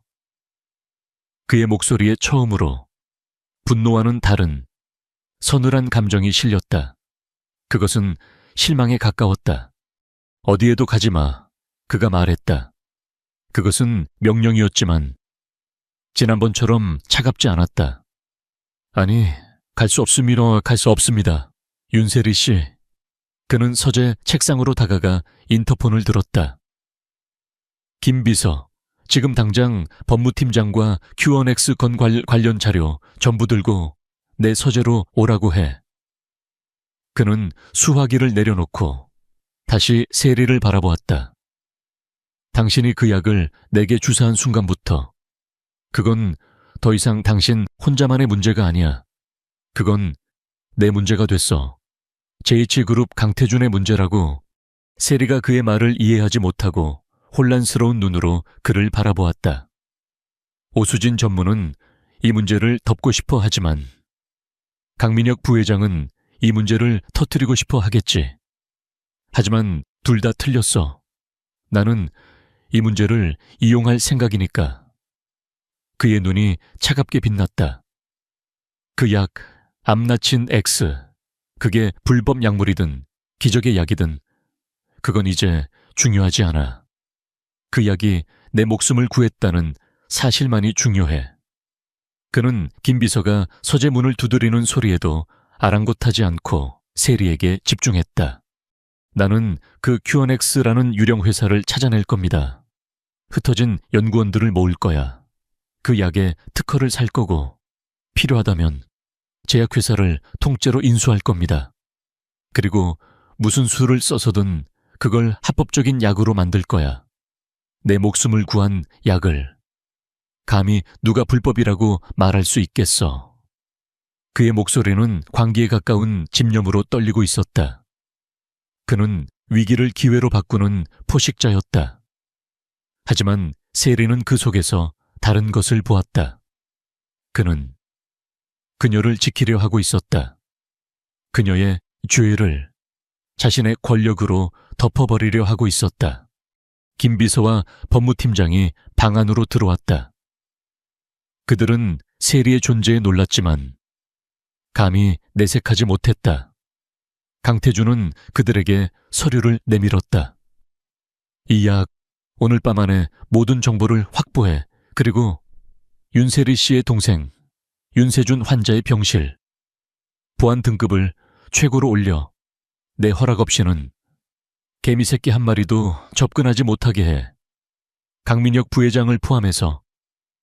그의 명령은 단호했다. 김 비서가 고개를 숙이고 방을 나갔다.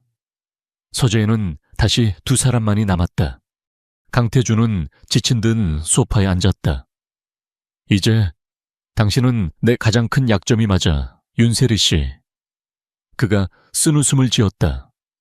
하지만 동시에 강민혁 부회장이나 오수진 전무가 절대로 건드릴 수 없는 유일한 사람이기도 하지.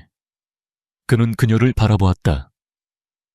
당신이 내 곁을 떠나는 순간 당신은 그저 불법 약물을 투여한 간병인이 될 뿐이야. 하지만 내 곁에 있으면 당신은 회장의 생명을 구하기 위해 위험을 무릅쓴 헌신적인 아내가 되는 거지. 어느 쪽이 당신 동생을 지키기에 유리할 것 같습니까? 그는 그녀에게 다시 한번 잔인하지만 유일한 선택지를 내밀고 있었다. 강태준의 저택은 거대한 전쟁 상황실로 변했다. 그가 QNX 인수를 선포한 순간부터 보이지 않는 전쟁이 시작되었다. 서재는 24시간 불이 꺼지지 않았고 법무팀과 M&A 전문가들이 물밀듯 드나들었다. 강태준은 며칠 만에 수척해졌지만 그의 눈빛은 맹렬한 불길처럼 타올랐다. 그는 더 이상 자신의 병을 숨기려 하지 않았다. 오히려 그는 자신의 병을 반드시 이겨내야 할 과제이자 그룹의 신성장 동력이라는 기묘한 명분으로 포장하기 시작했다.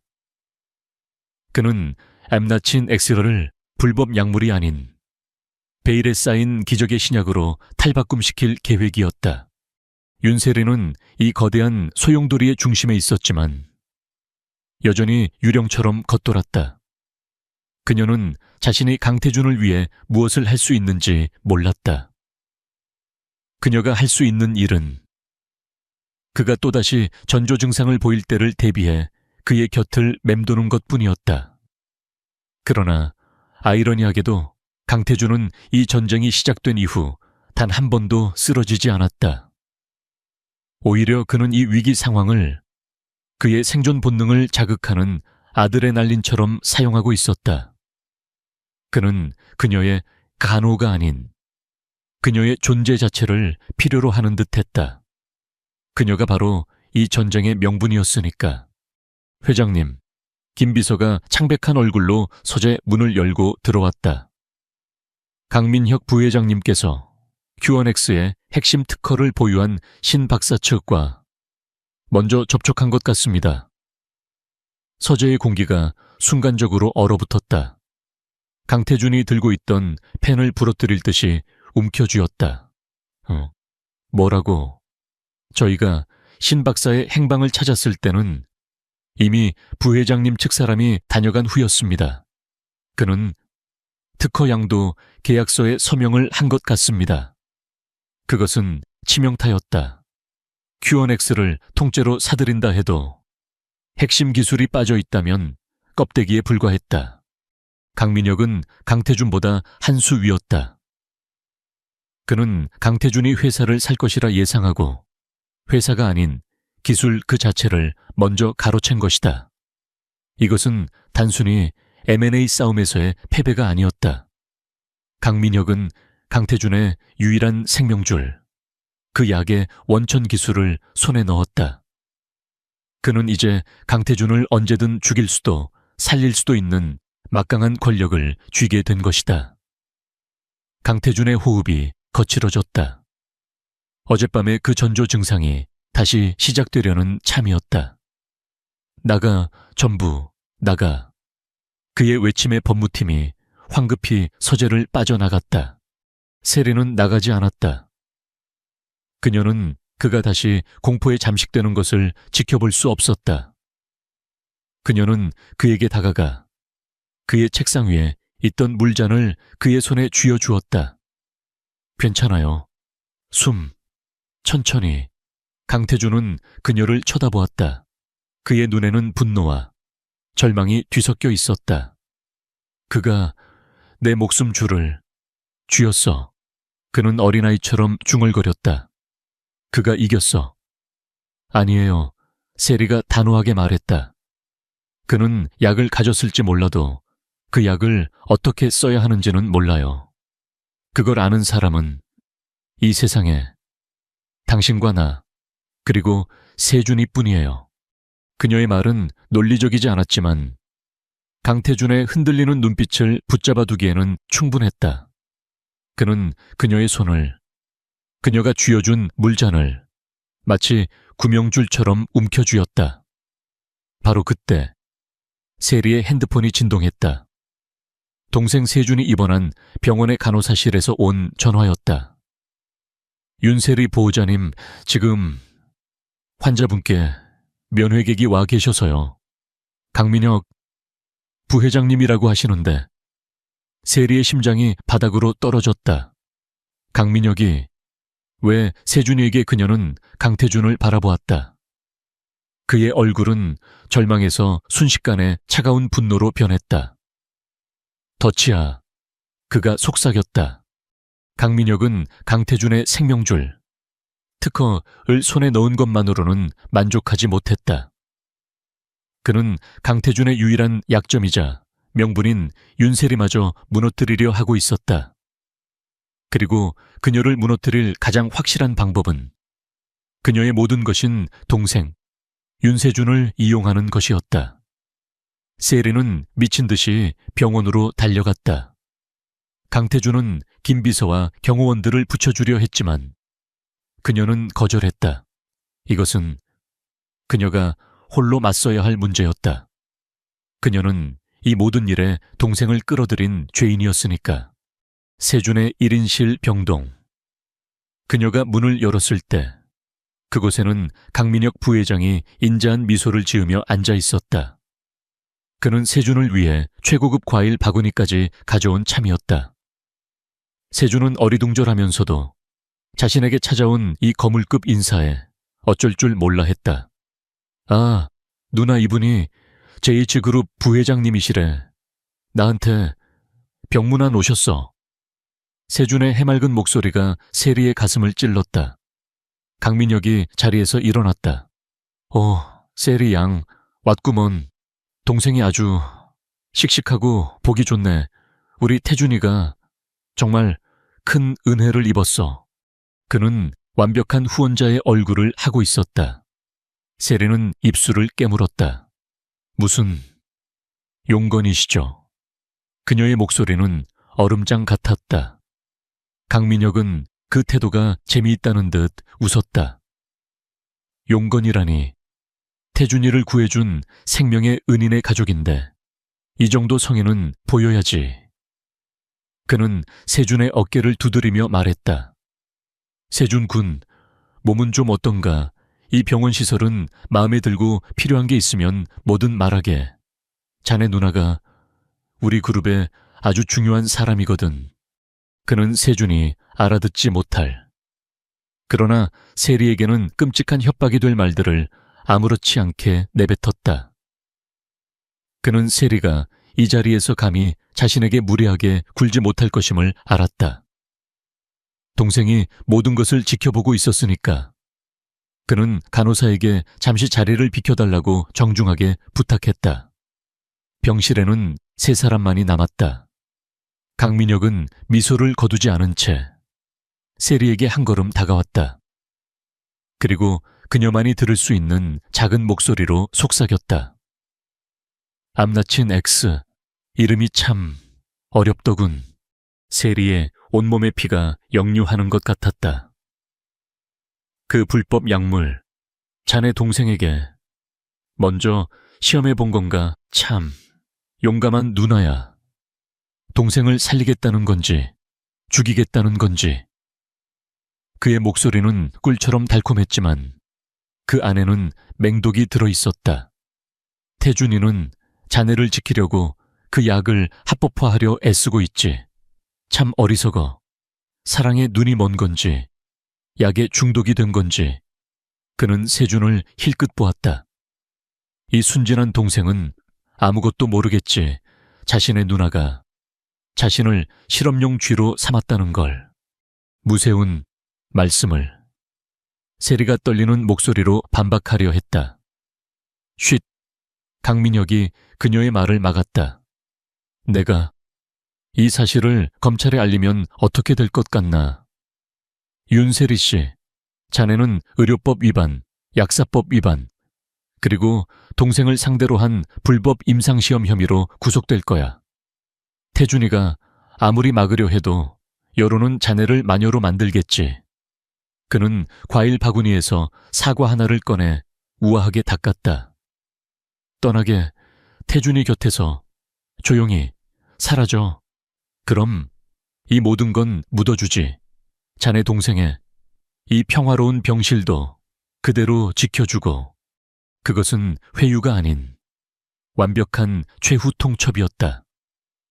그는 세리의 가장 약한 고리, 그녀의 죄책감과 동생의 안위를 정확하게 겨누었다. 그녀가 저택으로 돌아왔을 때 그녀의 영혼은 이미 너덜너덜해져 있었다. 강태준은 서재에서 그녀를 기다리고 있었다. 그는 낮보다 더 창백해 보였다. 그가 특허를 가졌어. 강태준이 먼저 말했다. 그래, 이제 그는 내 목숨을 쥐고 흔들 수 있겠지. 세리는 그를 바라보았다. 그는 여전히 상황의 절반밖에 모르고 있었다. 아니요, 세리가 힘겹게 입을 열었다. 그가 쥔 건 당신 목숨이 아니에요. 제 목숨이에요. 제 목숨이에요. 윤세리의 말은 텅 빈 서재에 공기를 가르고 강태준의 고막을 찢었다. 그는 그녀가 무슨 말을 하는지 이해하는데 몇 초가 걸렸다.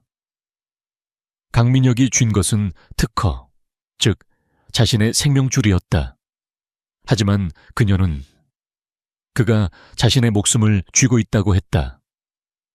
그는 강민혁이 그녀를 어떻게 협박했는지, 그녀의 가장 깊은 죄의식과 아킬레스건인 동생을 어떻게 건드렸는지, 그제야 모든 조각이 맞춰졌다. 그는 낮게 신음했다. 그가 그녀를 지키기 위해 이 모든 전쟁을 시작했지만 정작 가장 위험한 순간에 그는 그녀를 사지로 내몬 셈이었다. 그가 세준이 병실에 찾아왔었어요. 세리가 무너지는 목소리로 고백했다. 그는 다 알고 있었어요. 엠나친 X. 그게 불법 임상 약물이었다는 거. 제가 세준이에게 먼저 그 약을 썼다는 거. 그리고 회장님께도 그 약을 주사했다는 걸. 그녀는 더 이상 눈물도 나오지 않았다. 제가 회장님 곁을 떠나지 않으면 이 모든 걸 세상에 폭로하겠다고 했어요.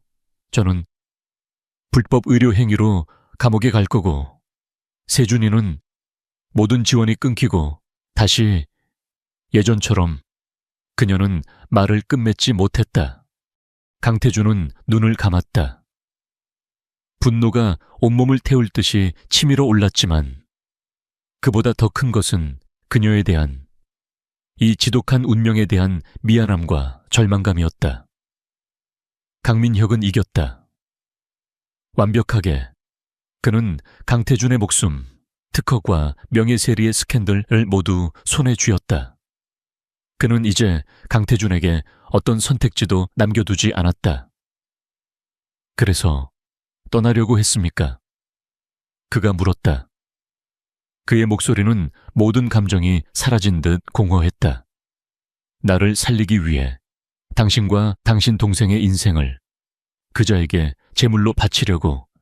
다른 방법이 없잖아요. 세리가 절규하듯 말했다. 회장님은 특허를 빼앗겼어요. 제가 곁에 있으면 회장님은 저 때문에 불법 약물에 의존하는 회장이 될 거예요. 하지만 제가 사라지면 적어도 회장님은 죽어. 강태준이 그녀의 말을 잘랐다. 당신이 사라지면 나는 그 특허를 절대 손에 넣을 수 없어. 여보셔. 강민혁은 나를 천천히 말려 죽일 거야. 당신이 곁에 있든 없든 나는 어차피 죽어. 그게 그 자의 계획이니까. 하지만 당신이 곁에 있으면 적어도 나는. 그는 말을 잇지 못했다. 그는 그녀에게 다가갔다. 그리고 그녀의 손에 들린 그 낡은 에코백을 빼앗아 바닥에 내던졌다. 어디에도 못 가. 그의 목소리는 낮고 단호했다.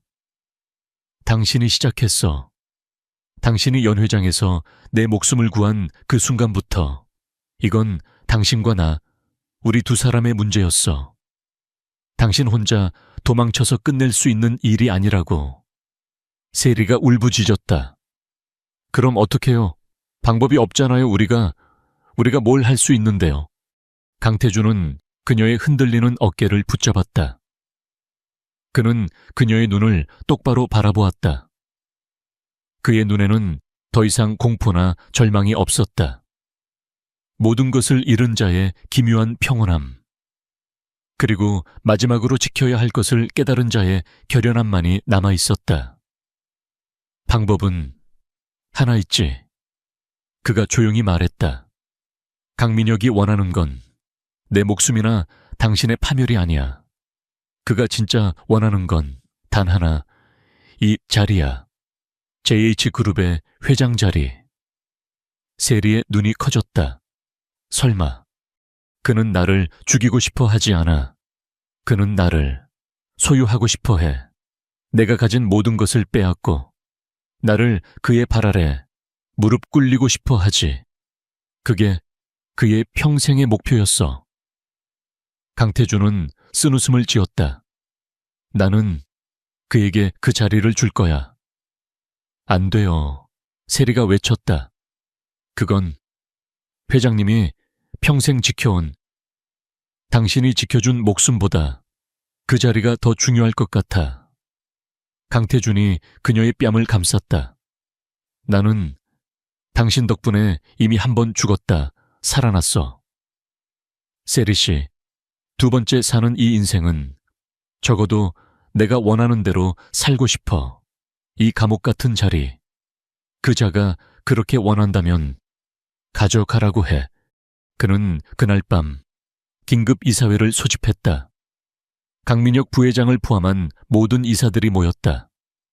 그들은 강태준이 또 무슨 발악을 할지 혹은 무너지는 모습을 보일지 기대하며 모였다. 강태준은 그 자리에 세리와 함께 나타났다. 그는 그 어느 때보다도 당당하고 평온해 보였다.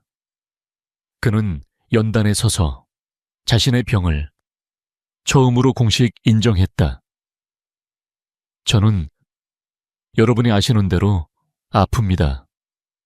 이 병은 언제 제 목숨을 앗아갈지 모르는 시한폭탄입니다. 의사들이 술렁였다. 하지만 저는 오늘 이 병을 극복할 유일한 열쇠를 찾았습니다. 그는 강민혁을 바라보았다. 강민혁 부회장님, 당신이 그 열쇠를 가지고 계시더군요. 암나친 X의 특허. 강민혁은 당황했다. 그가 이 카드를 이렇게 공개적으로 꺼낼 줄은 몰랐다. 나는 거래를 제안합니다. 강태준이 말했다. JH그룹 회장직 이 자리를 당신에게 넘기겠습니다. 모든 경영권을 당신에게 양도합니다. 회의장은 폭탄을 맞은 듯 조용해졌다. 대신 그 특허를 내게 주십시오. 그리고 이 사람, 그가 세리의 손을 잡았다. 윤세리 씨와 그 가족에 대한 모든 위협을 영원히 중단하십시오.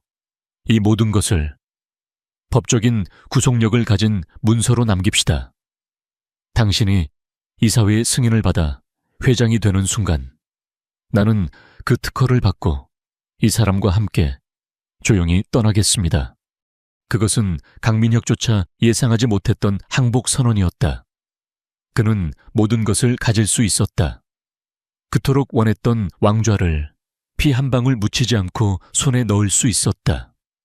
그는 강태준을 잠시 의심스럽게 바라보았지만 그의 눈에서 어떤 속임수도 읽을 수 없었다. 오직 해방감뿐이었다. 강민혁은 그 거래를 받아들였다. 몇 달 후 서울 외곽의 한적한 재활병원. 윤세준은 자신의 두 발로 잔디밭을 걷는 연습을 하고 있었다. 그의 얼굴은 예전과는 비교할 수 없을 만큼 건강해 보였다. 세리는 벤치에 앉아 그런 동생을 따뜻한 눈으로 바라보고 있었다. 그녀의 옷차림은 성북동 저택에서의 그것처럼 화려하지 않았다. 평범한 면 티셔츠에 청바지. 하지만 그녀의 얼굴은 그 어느 때보다도 평화로워 보였다. 그때 누군가 그녀의 옆에 앉으며 따뜻한 커피캔 하나를 건넸다. 강태준이었다. 그는 더 이상 완벽하게 재단된 슈트를 입고 있지 않았다. 그 역시 편안한 스웨터 차림이었다. 잘 걷네. 그가 세준을 보며 말했다. 네, 의사 선생님이 기적이래요. 세리가 대답했다. 강태준은 JH그룹의 모든 것을 내려놓았다. 그는 대신 강민혁에게서 넘겨받은 암나친 X 특허를 기반으로 한 작은 생명공학 연구소를 차렸다. 그의 병은 완치되지 않았지만 이제 그는 더 이상 죽음을 두려워하지 않았다. 그는 자신의 병을 연구하고 있었다. 두 사람은 말없이 각자의 커피를 마셨다. 한참의 침묵이 흘렀다. 세리 씨, 그가 먼저 입을 열었다. 나 당신에게 주지 못한 게 하나 있어. 세리가 의아한 눈으로 그를 바라보았다. 그는 주머니에서 작은 플라스틱 케이스를 꺼냈다. 자동 주사기였다. 하지만 그 안에는 약이 들어있지 않았다. 그는 그것을 열어 그 안에 있던 작은 반지를 꺼냈다. 화려한 다이아몬드가 아니었다. 그저 아주 단순하고 작은 백금 반지였다. 이건 계약서가 아니야. 그가 떨리는 손으로 반지를 내밀었다.